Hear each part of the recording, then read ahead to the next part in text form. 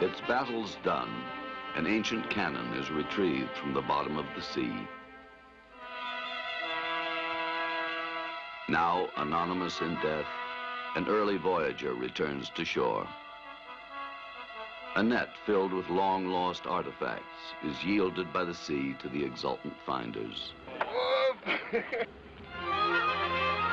They are small recoveries from the toll taken through history by the great waters, which still claim more than 1.5 million tons of merchant ships each year. In the catalog of disaster, shipwreck retains a unique hold on men's imagination. The moving sea is a continuing reminder of human vulnerability, the great blank waste which can so quickly erase any sign of man's presence upon it. Yet in the twilight depths, the evidence remains. Ghostly parables of human history scattered across the bottom of the sea. Masts and rigging festooned with sea growth, some ships still seem to sail, strays in the silent gloom. A broken paddle wheel still tells of long past summer excursions.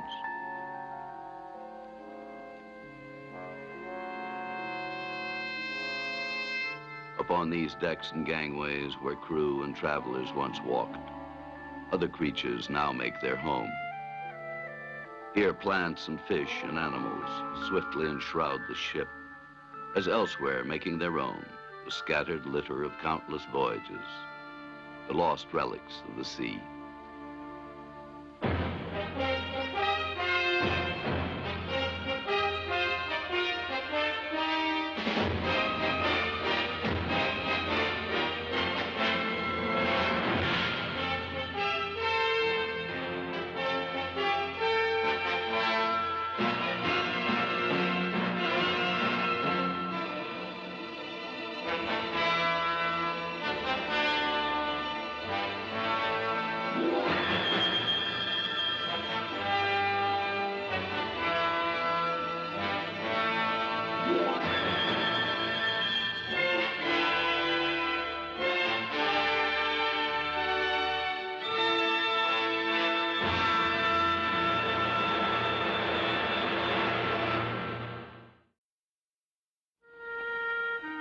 On the northern coast of Crete, a peaceful visitor, the Calypso, enters the often embattled port of Heraklion. Key to power in the inland sea, Crete repeatedly has changed hands among the warring Mediterranean nations. Around this fortress once swirled a many-sided battle. Held by the Venetians, it was besieged by the Turks, themselves attacked by the Venetian navy with ships of a supposedly neutral France. On July 24, 1669, the Great Fleet bombarded the Turks with devastating effect. But the battle's outcome was abruptly altered by the explosion of the French ship Thérèse, with the loss of 350 men and 70 cannon, causing such heavy damage to nearby sister ships that the fleet was forced to withdraw.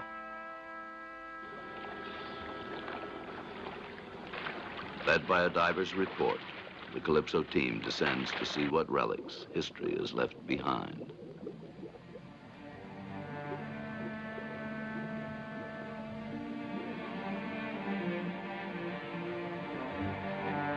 At first, the bottom reveals little more than a metal bowl half buried in the sediment.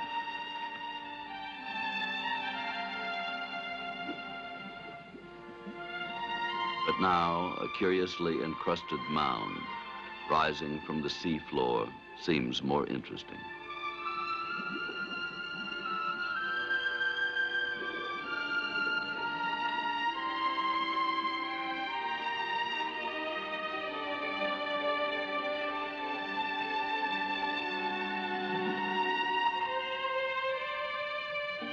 It is here that the divers encounter the first grim evidence of the battle fought more than 3 centuries ago. The small round pellets of grape shot. Unlike cannonballs intended to break masts or hulls, these were designed to kill.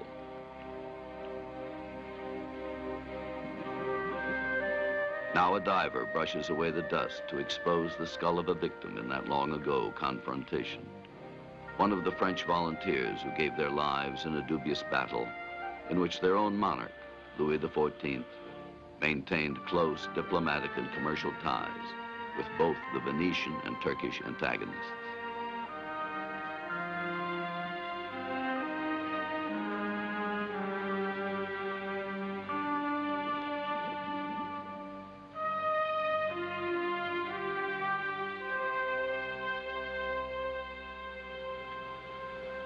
Darkened perhaps by the explosion itself, the first finds are examined on the Calypso, where divers Albert Falco and Raymond Call tell the Greek advisor, Lazar Kalonis, the bottom is littered with similar debris.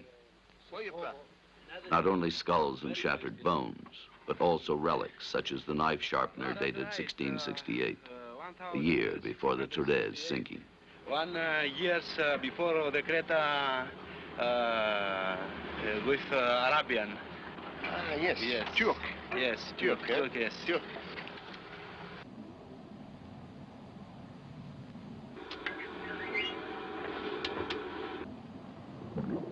In hope of uncovering even more important finds, possibly even the hull of the Thérèse herself, the great suction tube, the Cesseuse, is assembled and lowered to the bottom to remove the accumulated sediment of centuries.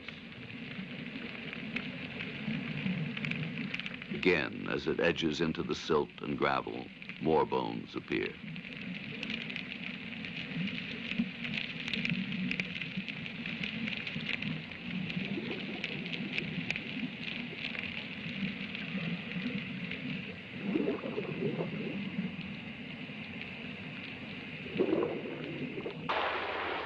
Sucked up from the bottom, the gravel and sediment are flushed through a strainer hung from the Calypso's side. Later, the team searches through the accumulated debris for hidden artifacts. More jaw bones are found, as well as other fossil remains. Even a pocket sundial and a gold coin of the preceding monarch, Louis XIII.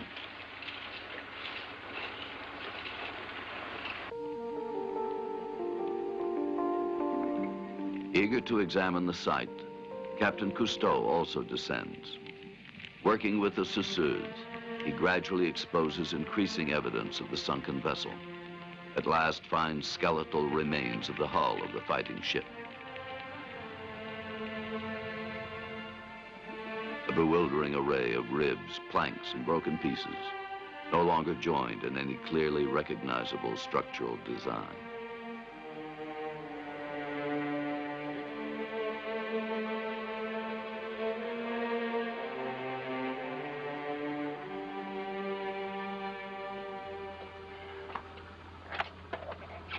Cousteau returns to the deck, confesses himself baffled by the confused wreckage below. There's shattered wood everywhere, even under the planking used to sheathe and strengthen the inner side of the hull.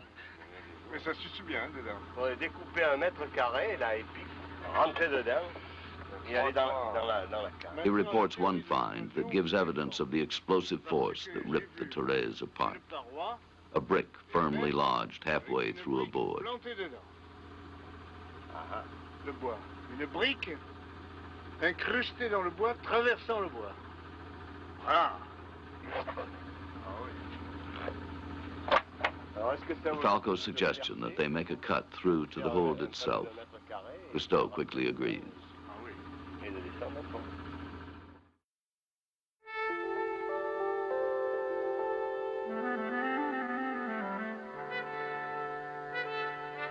As work continues, Cousteau makes frequent inspections, usually in the mornings when the water is still unclouded by the silt raised by the divers' activity. Bit by bit, the dig reveals evidence of the ship's combat capability, reminders of its batteries of wheeled cannon whose recoil was snubbed by ropes. A large pulley for rigging thrusts out of the debris. A wooden cannon wheel is retrieved by the divers and sent to the surface.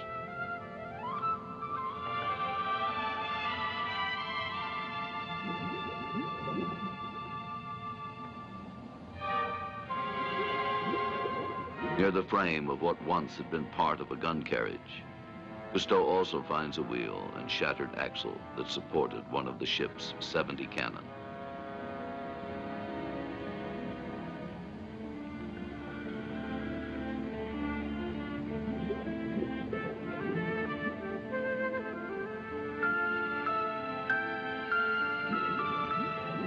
In a playful experiment, Cousteau finds that the wheel still could function quite well.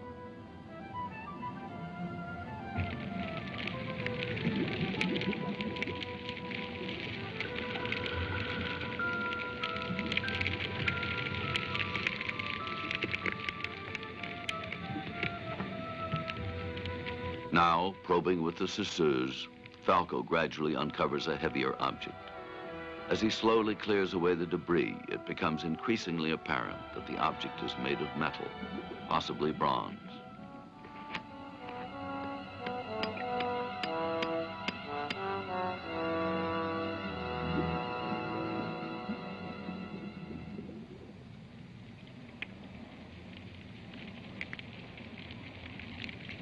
With assistance from other divers, one end of the embedded object is at last exposed. It is one of the Thérèse's great cannon, still lying in the position where it fell 300 years ago.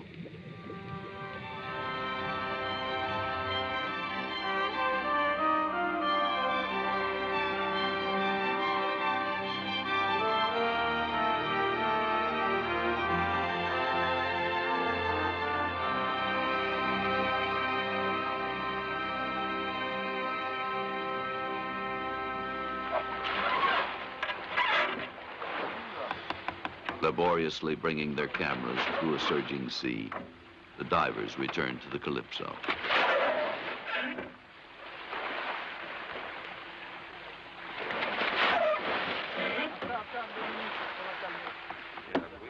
Still unused in a battle that saw 15,000 cannonballs fired against the Turks, these missiles are released from the mud.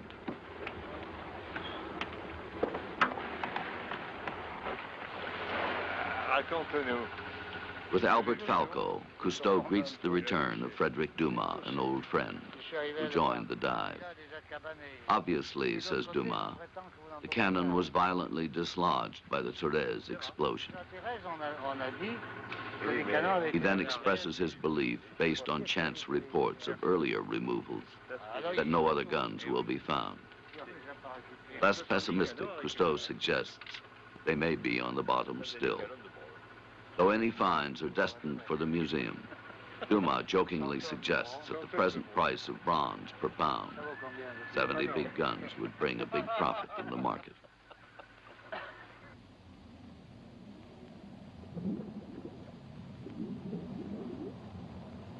With most of the surrounding debris now removed, a diver is sent below to shackle the gun.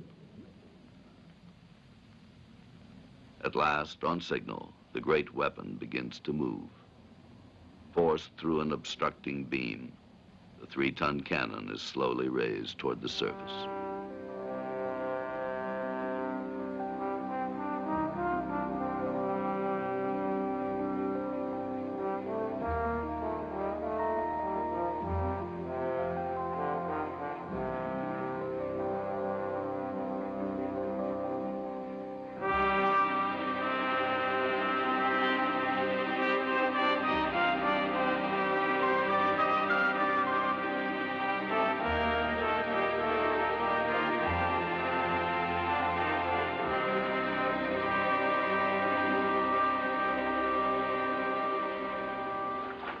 Écartez par là, sortez le bras un peu. Dégagez un peu par ici. Par ici. Grosse manie.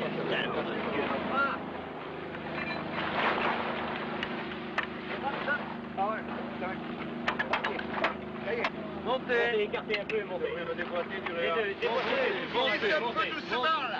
Laboriously and carefully controlled, lest it smash against the Calypso, the ungainly burden emerges from the sea, lifted back into a world vastly changed in the interval between its loss and recovery. A world in which even more modern cannon are useful only in limited or little wars.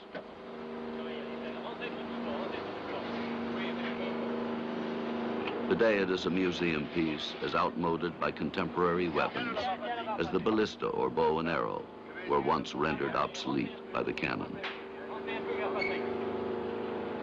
Heavily encrusted with limestone and copper oxide, the huge gun at last is lowered to a supporting cradle on Calypso's deck. Amen. Rentre un peu, Joe, encore par là-bas. Doucement. Bien bon, maintenant, doucement, amen. Amen, encore. Allez, ça y est. C'est gagné.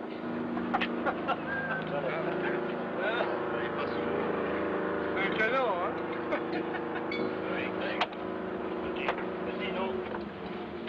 Here, amid the self-congratulatory mood that envelops the team, Cousteau himself begins the chipping away of the rock-hard conglomerate that sheathes the barrel.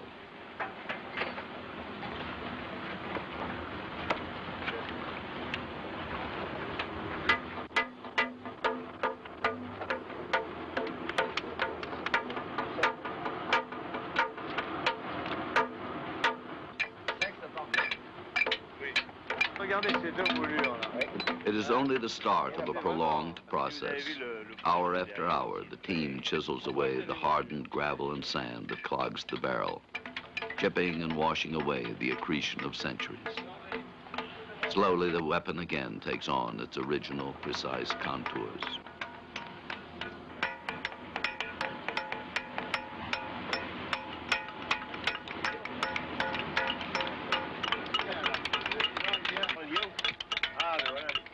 As the entire team attacks the weapon with chisels and cleansers, hammers, and even electric metal brushes, the gun finally appears as it was.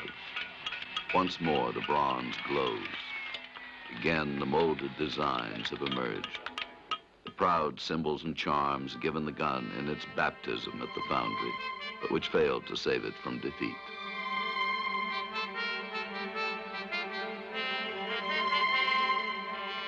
Albert Falco gives a last prideful inspection to the recovered piece, about to take its place in the Heraklion Museum.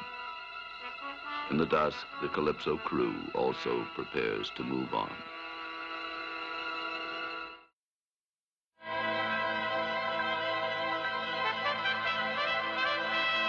Off the coast of southern France, near Gien, the Calypso team visits other searchers who have had better luck. Here, a team of the Institute of Mediterranean Archaeology has partially excavated the hull of a pre-Christian Roman ship, first discovered by French Navy divers in 1967 at a depth of 70 feet. In the dim light at the bottom, an extraordinary apparition awaits the Calypso visitors. The positions of nail holes and binding straps clearly marked. The ribs of the excavated Roman hull lie in perfect symmetry.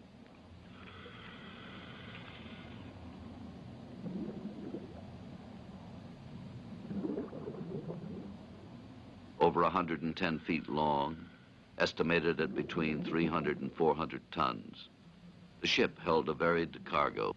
Several hundred amphoras containing wine, oil, nuts, and even grapes were cushioned against buffeting seas by layers of tree branches.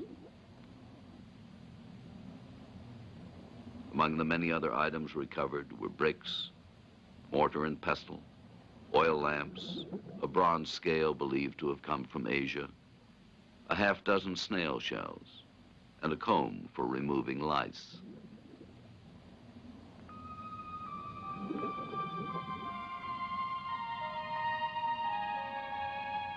Because long-buried wood tissue often quickly disintegrates when brought to the surface, the hull still remains hostage of the sea, awaiting treatment with preservatives.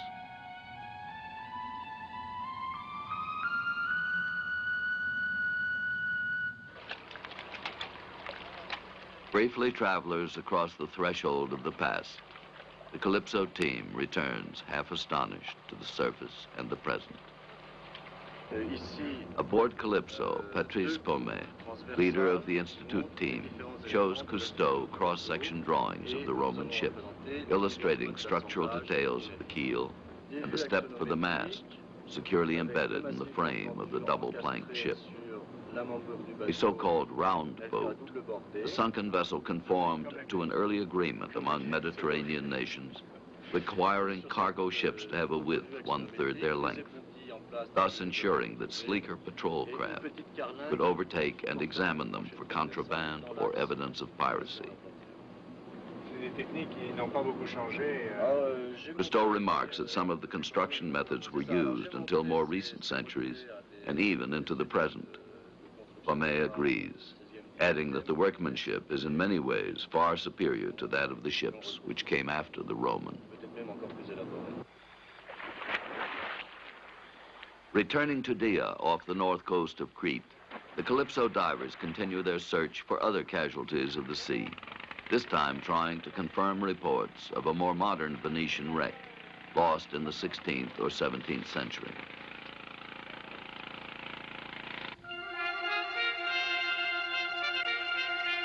Almost at once, at 100 feet of depth, the lights reveal a collection of heavy iron bars or rails on the sandy bottom. Lying as if carefully arrayed in parallel order, they no longer suggest any identifiable function or purpose to the team.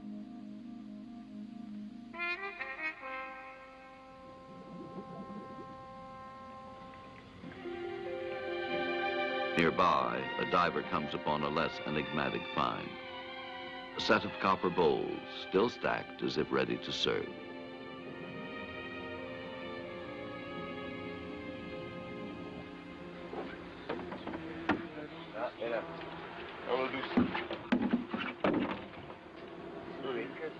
Hopeful that the bowls are a promise of other artifacts, though little else was seen, the team now prepares a more elaborate reconnaissance.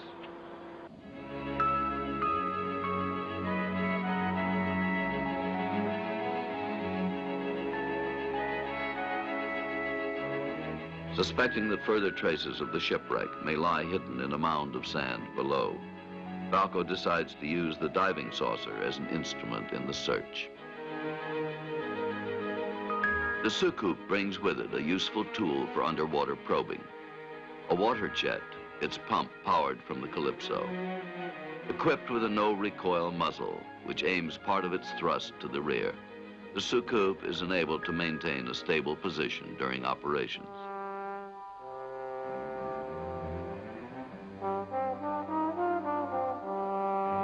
Using the slope of a bottom to his advantage, Falco moves from the top downward.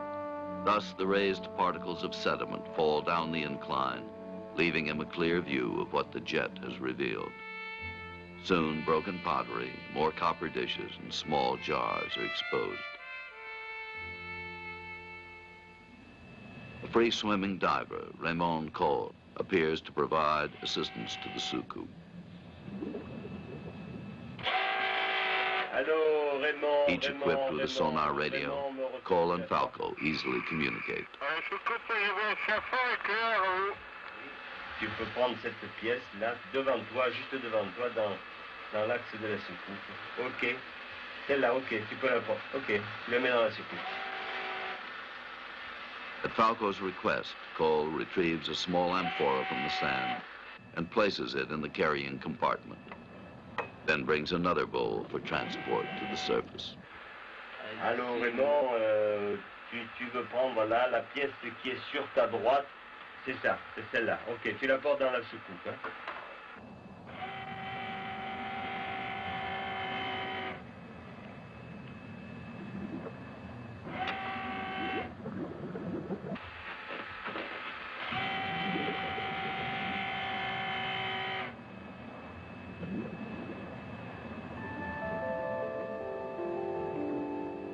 Again, Cole moves on, and Falco continues his search with the soucoupe.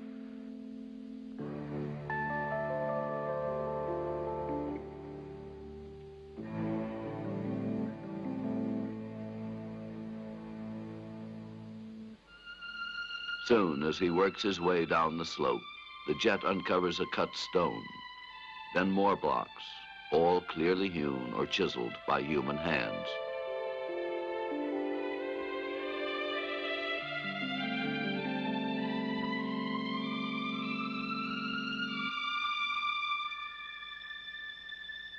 No Byzantine. No Byzantine, Greek. No Byzantine. Greek. Classic Greek. Classic. Aboard Calypso, examined by Frederick Dumas and archaeologist Colonnas, the stone is found to be marble. Colonnas further points out that it is not of recent date, but clearly belongs to classical times. Indicates how it may have been fitted in a temple wall with a groove cut to drain off rainwater. For the water. In Greece, its name is Metopi, of temple.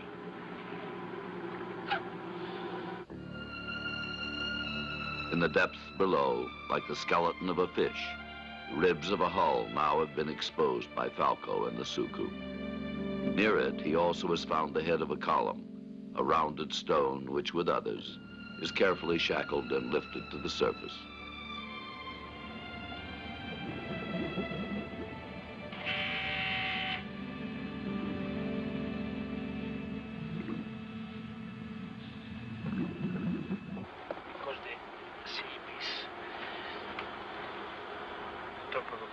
The group on deck speculates on the identity of each recovered piece.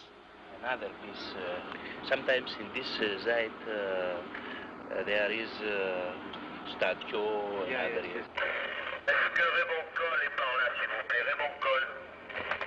A call from Falco on the sonar radio tells Raymond Call that still more stones have been found. Another team is needed to lift them to the surface.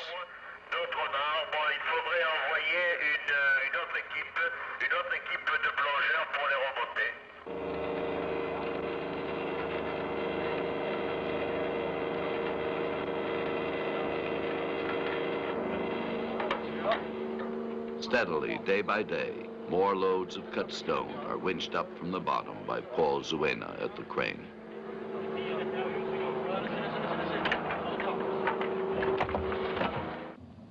Day by day, the seafloor yields more fluted fragments or column capitals, all appearing to belong to the same original temple.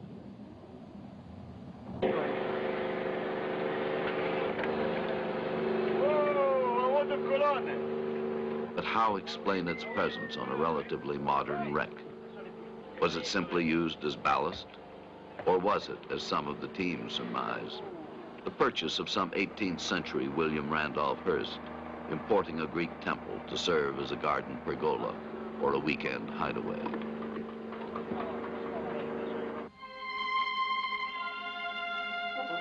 At the bottom, the divers have made a final curious discovery. A twin pair of small bronze cannon or culverins, probably made during the 16th or 17th century in France, and later used in campaigns against the Turks. Attended by the divers, the weapons also make the journey to the surface.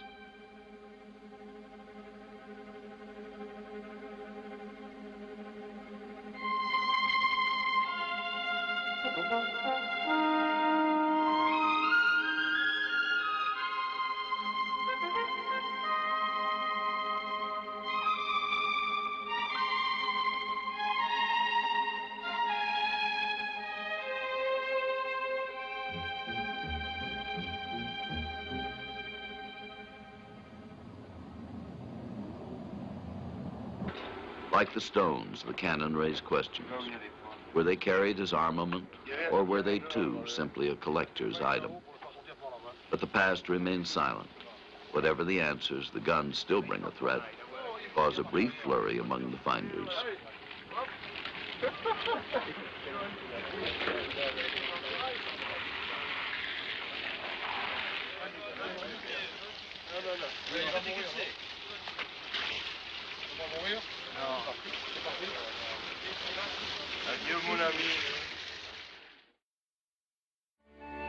At Navarino in western Greece, the old fortress still holds the shore, but in its sunlit bay, Calypso finds few marks of history.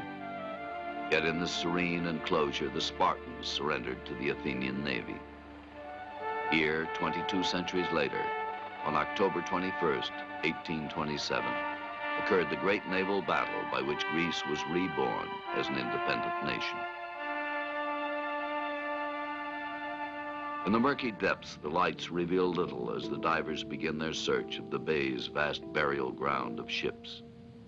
Because rapid sedimentation has created a thick deposit over the bottom, the divers find it necessary to employ long probes to penetrate the silt.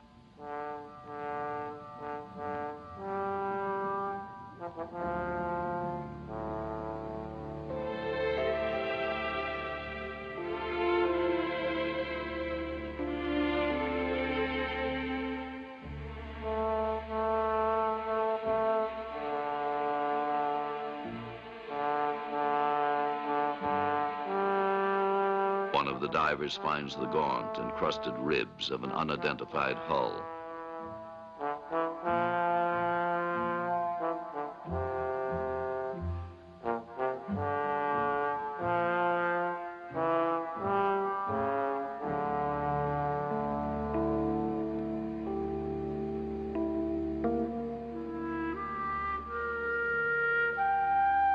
Elsewhere, another finds the wheel of a pulley, an attachment for rigging. Yet there are few visible remains of the events that twice altered the history of the world.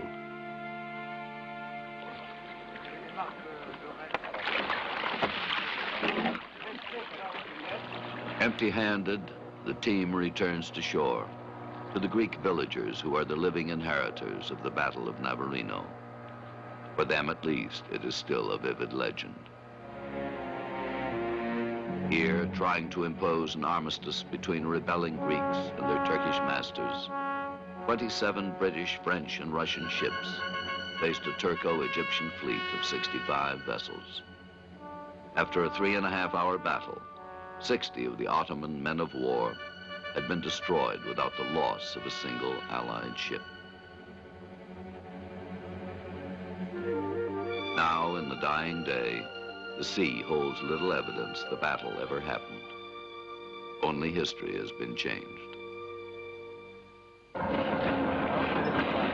Again, Calypso's anchor is raised. Again, Calypso sails, this time through the Strait of Gibraltar and westward across the Atlantic. At its destination, the casualties in the sea have been caused not by storm or war or other human error, but by forces stored in the earth itself. From the sea, the French island of Martinique is lush and green.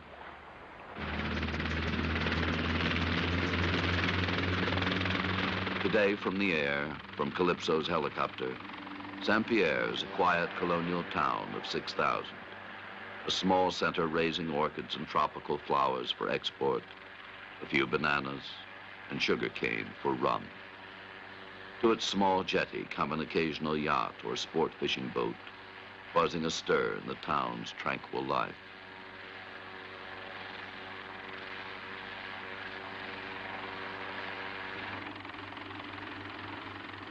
Yet now below the helicopter, an old ruin appears where a church once stood. Then an empty, ramped space once occupied by a theater. They are scars left by one of the major natural disasters in human history.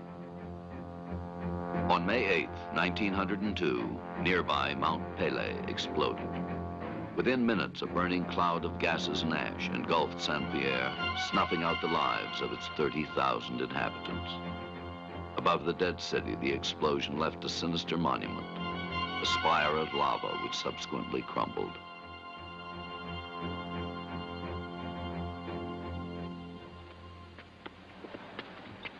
Ah, tout ça a été rasé. Tout ça a été rasé.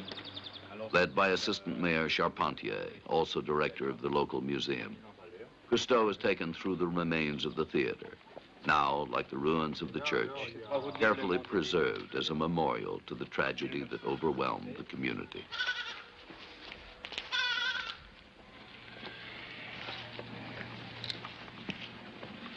Le théâtre commençait à partir d'ici. On ne sait pas combien il y avait de prisonniers, mais on est sûr qu'il y en avait d'autres. Il y en avait d'autres, oui. Il y a eu... Later, Cousteau is shown a surviving structure, an isolated security cell.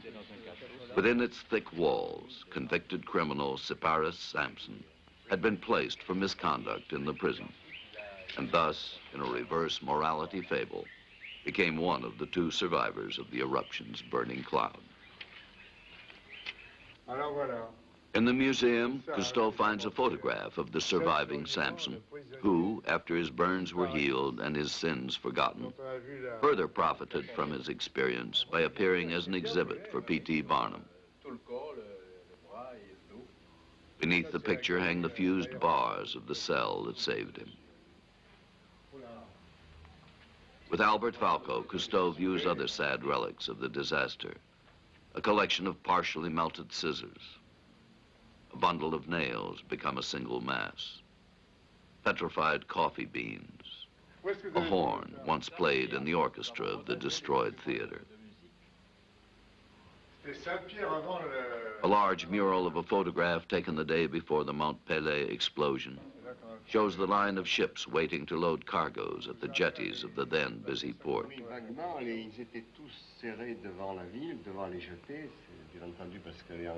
Falco points out the now sunken vessels, which the Calypso divers already have identified. An Italian yacht, several merchant ships, the Gabrielle, the Diamant, the Teresa Lovico. Next day, only a single burning cargo ship, the Roraima, remained in the ravaged port. Ah, Weber, venez voir. Oui. Le bateau sur lequel on va plonger. With much of its superstructure swept away, the Roraima stayed afloat for 2 days. Then, as the fire aboard reached a shipment of kerosene barrels, the ship exploded and went to the bottom.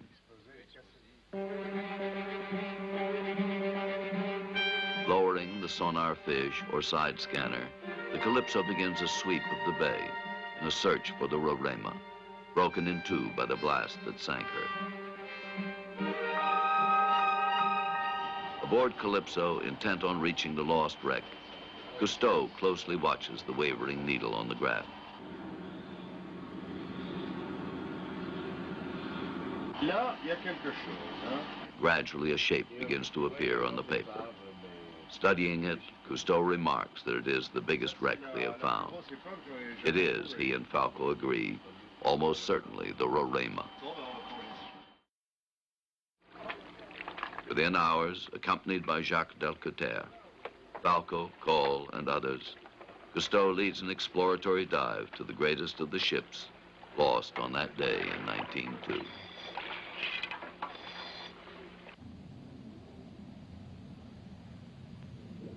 Once again, we descend.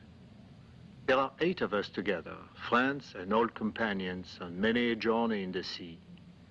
Alien visitors to the element which gave birth to the oldest ancestral forms of life.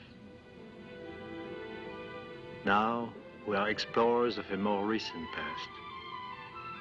Entombed here in the depths, where ships lie silent, their journeys interrupted, vessels arriving at a destination never expected, or even listed on their ports of call.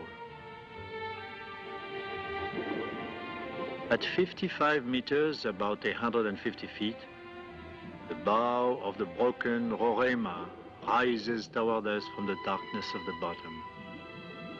Its plates now are hardly recognizable, heavily covered with a thick mantle of vegetation, of weeds and sea creatures, such as the Virgularians, the long tail-like spirals of growth, which actually are colonies of living animals.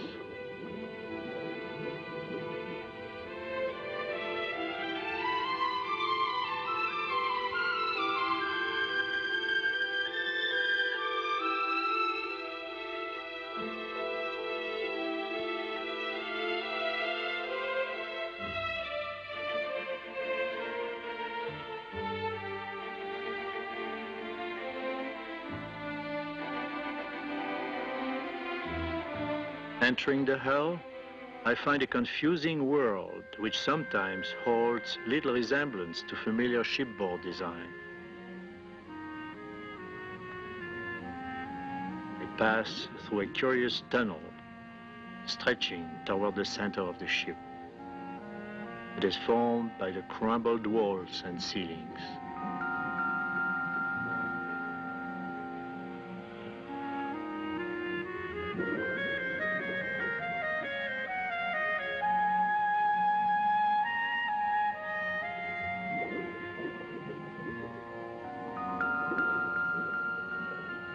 Hovering outside again, I sink slowly into the narrow confines of the engine room.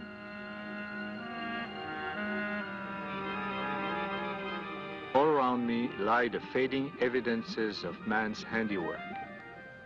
Here are his corroding machines, the barely recognizable chains and ropes and cylinders.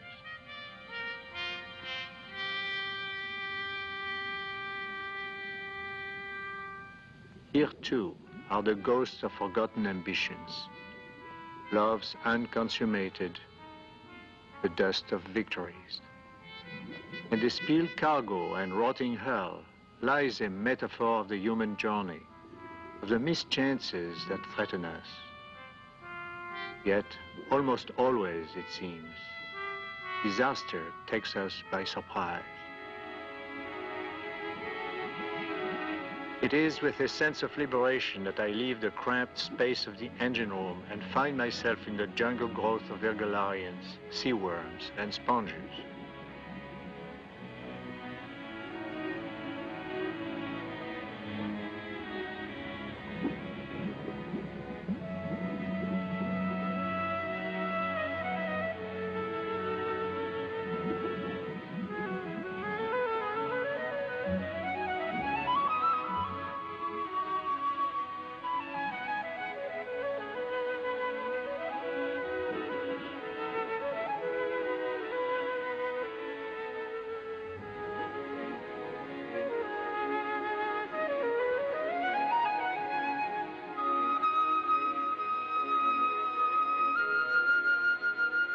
I pass downward between the supports of a vanished deck, swim along a gangway now buried in the mud.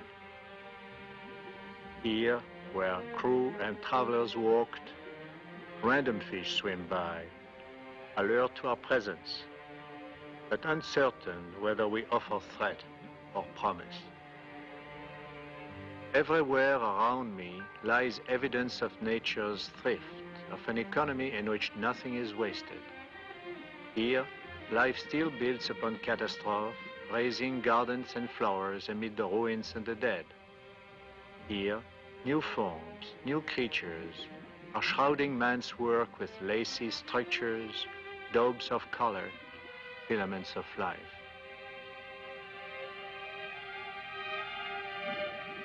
In the deep sediment that covers the deck, I search for a few remaining signs of human presence.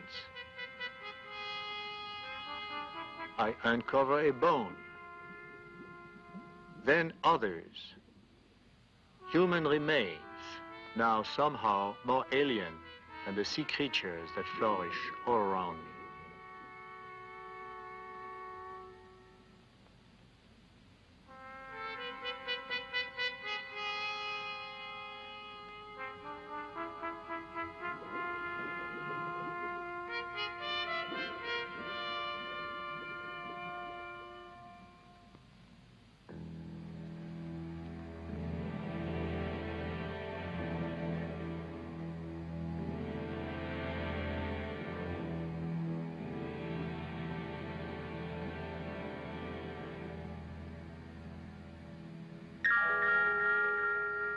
At last, I find a melted and twisted glass bottle, record of the deadly heat that ravaged everything.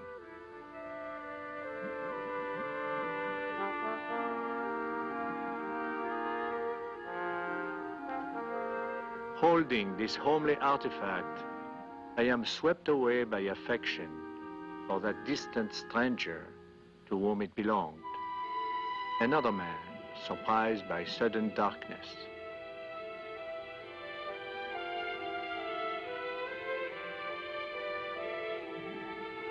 We begin our return, following the cable upward.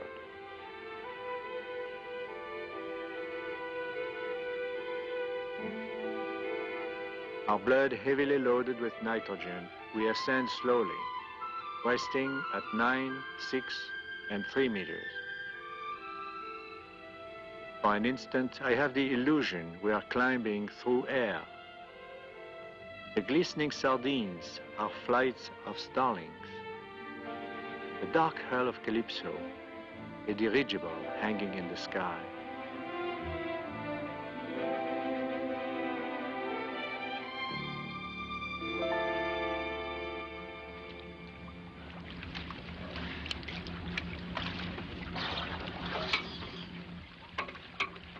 Then at last we are at the surface among our waiting companions. Good to see them. Good to see the sun.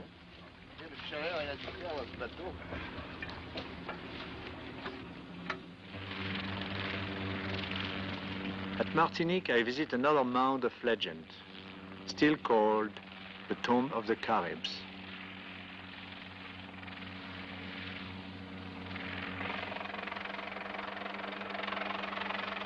Here in colonial times, cornered by the French, it is said, the Caribs blinded themselves, then leaped to their death, swearing the fire mountain would avenge them.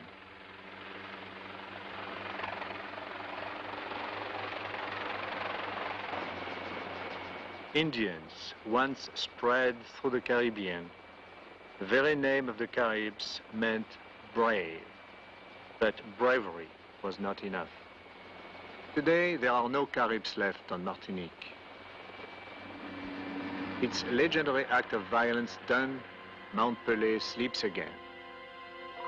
Once again, green clothes its flanks, and on the slopes around the town, fruit and vegetation grows. On a more modest scale, life has resumed in Saint-Pierre. Parks flourish over its cars, and children play on the beach. Hidden in the vault of the sea, only a ghostly fire from the divers' torches reveals evidence of catastrophe. On shore, in the shadow of the mountain that once overwhelmed them, people do what they have always done. They go on.